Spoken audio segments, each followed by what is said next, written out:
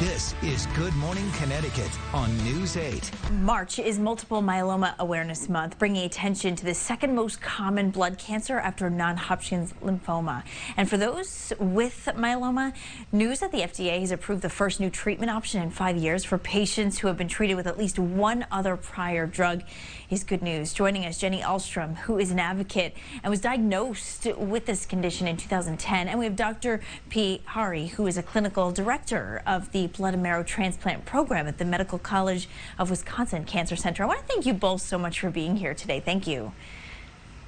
Yeah, thanks for having us. Thank you. Doctor, we'll begin with you. First of all, can you explain to us exactly what multiple myeloma is? So multiple myeloma is a cancer of a particular cell in the bone marrow known as the plasma cell. These plasma cells are the cells that make antibodies in our body, and that's their normal function. So a COVID shot, for example, makes the plasma cells make antibody against COVID. When plasma cells become cancerous, patients get multiple myeloma. And multiple myeloma is a second most common malignancy of the bone marrow, as you just said. And it's also sometimes called a blood cancer because all blood is in the bone marrow. So this is a cancer of aging, and most patients with myeloma are above the age of 70. So tell us, who is most at risk for contracting it? And also tell us about this news as well. Right. So the precursor disease of myeloma, or pre-myeloma conditions, are pretty common as we get older.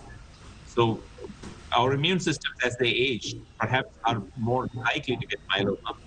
And African Americans are twice as common or twice as likely to get myeloma than Caucasian Americans. It affects about 32,000 people in the US every year and more than 100,000 people in the world every year. And we do have an older population than the rest of the world, so there's a lot more myeloma per capita in the US. This new drug is an exciting new way of treating myeloma. It's an oral drug that basically helps the cell die. So cancer cells basically subvert the mechanisms of cell death so that they escape the normal processes that make the cancer cells die.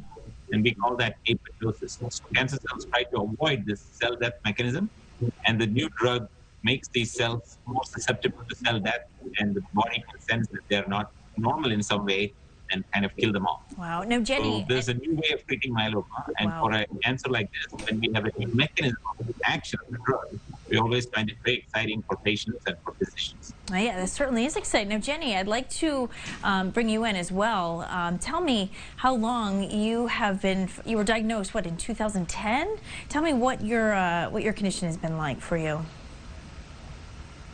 So like you said, I was diagnosed in 2010, and every myeloma patient is different. Some patients, about half of patients actually, pass away within 5 years. Some patients are living 10, 20 years, and every type of myeloma is different. So that's why new and exciting options like this are great, because different patients need different types of therapy. I had the luxury of waiting till I relapsed, and so started a patient advocacy organization called the Myeloma Crowd.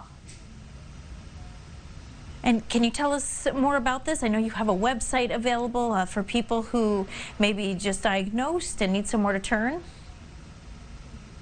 Sure.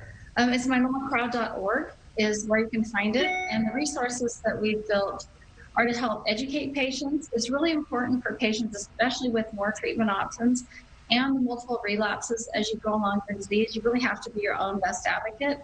So it behooves you to get as educated as possible about this diagnosis.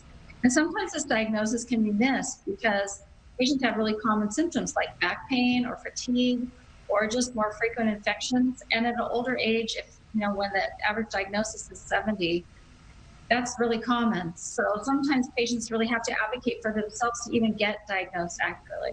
Wow. Now tell me, how are you feeling today? I'm good, but I'm like other myeloma patients. So relapse is really common. I have relapsed. I will be looking for new treatment. And it's encouraging for me as a myeloma patient to see the innovation that's happening in myeloma, like this drug Xpovio and others.